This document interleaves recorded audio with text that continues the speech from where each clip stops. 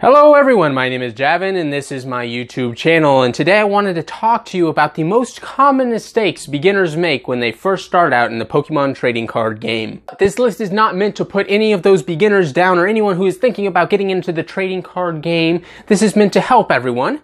Just a simple guide for those simple, easy mistakes that most beginners do make. One of the biggest mistakes I see beginners make, whether they be kids or adults, is knowing the difference between regular EX and GX cards and full arts. It can be hard to make that distinction, especially with the newer GX cards. For example, I've seen a lot of people pull different GX cards, such as this Leafeon, and assume that they have pulled a full art card. But in fact, it is not a full art, it is just a regular GX card. And I would say this kind of mistake is really easy for a newcomer, especially now more than ever, because with these GX cards, they've extended the art to cover almost all of the cards, similar to the way that full arts cover the full card. While with most of the EX series cards, the text area is more or less untouched.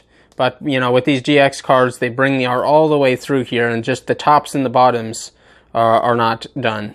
And you might be saying to someone who is a newcomer, a beginner, that full arts have texture, but that is not always the case. There are some full art cards that, especially some of these promo cards, that are not textured, but are considered full art cards. But for most beginners, I would say to determine if the card is full art, it will generally have a texture, and also it will bring the artwork all the way from the tops to the bottoms, while these newer GX cards, they stop at the tops and the bottoms with the artworks. Alright, and for those new collectors out here, here's a little bit of a bonus tip for you.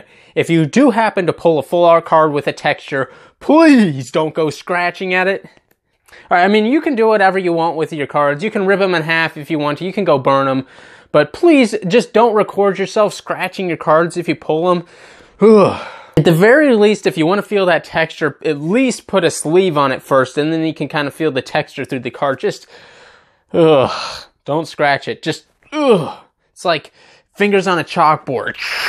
Alright, and the next big mistake that a lot of beginners make, and even I make sometimes, is mispronouncing the names of certain Pokemon. And this is something that as a beginner, even as someone who has been playing Pokemon and knows most of the Pokemon pretty well, it takes a long time to learn all those like 800 and something names of the Pokemon. Even if you do learn all of the names, there are still other names that people disagree on the way that they are pronounced. Right here is an example of two different Pokemon that people argue about the correct pronunciation of their English names. Some people say Metagross, some people say Metagross, some people say Rayquaza, some people say Rayquaza.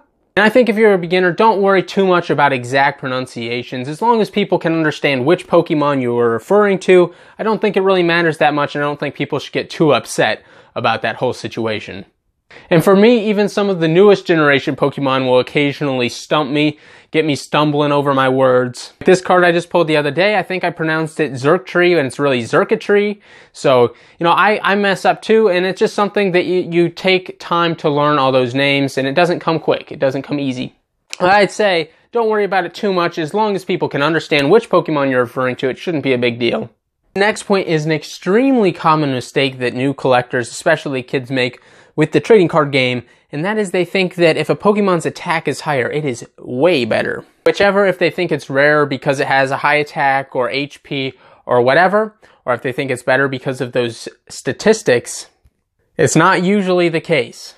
Alright, so right here I have a little bit of an example for you. So for new collectors, if they see both of these cards side by side, they look at them, they're going to think the Mega Charizard is way stronger than the Zoroark GX.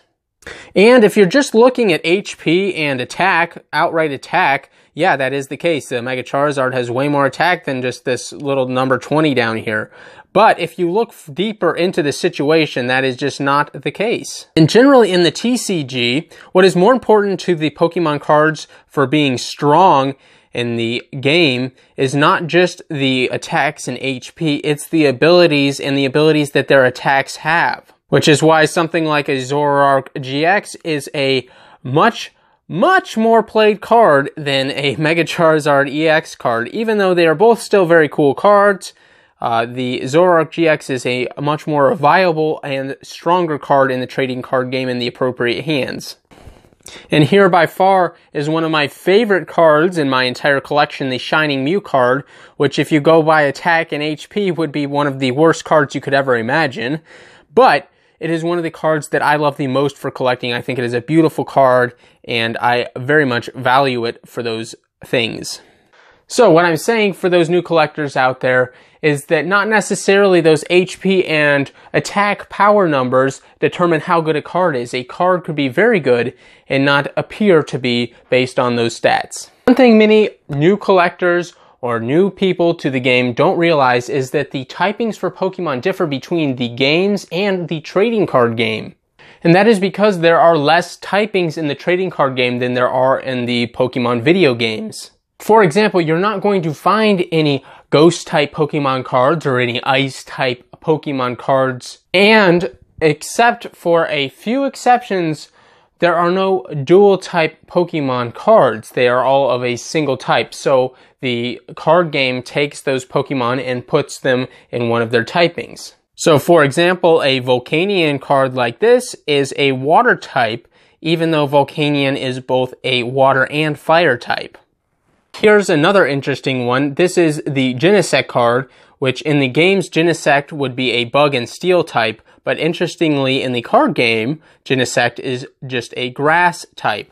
So just because you see a card that says Genesect is a grass type Pokemon, that does not mean that in the games that Genesect is actually a grass type Pokemon, because he's not. He's actually a bug and steel type. They just can't represent that on the cards.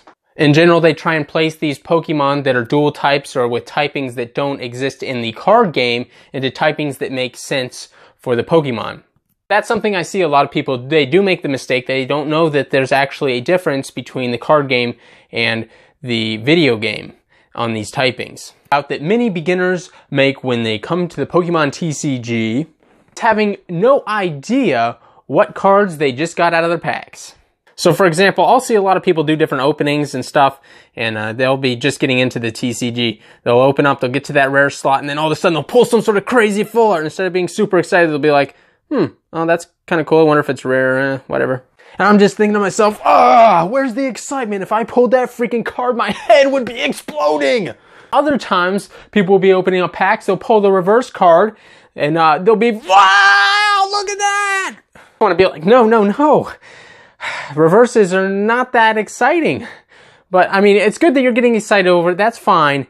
But me personally, they just don't get me stoked like that. Every pack has a guaranteed reverse, and when they're guaranteed, it's just not that exciting when you get them because you know they're going to be there. I mean, there are some cool reverse rares you can pull, and that's fine and dandy. But just a Lombre, you know, he's not that cool. But as someone who actually does know most of the values in the cards, when someone pulls something crazy like that and just doesn't care, just nonchalantly puts it with the rest of their cards, it just gets me. I have to remember that they just are beginners. They don't know what's going on.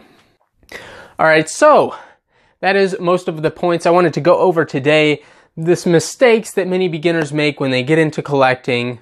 Maybe even some people who aren't new to collecting make some of these mistakes. So if you like this list, make sure you share it with all your Pokemon collector friends and pals out there. If you know of any other common mistakes that beginners or newbies to the Pokemon TCG make, please let me know down in the comment section below. I would love to hear what you have to say, and maybe I will use your ideas in a future video like this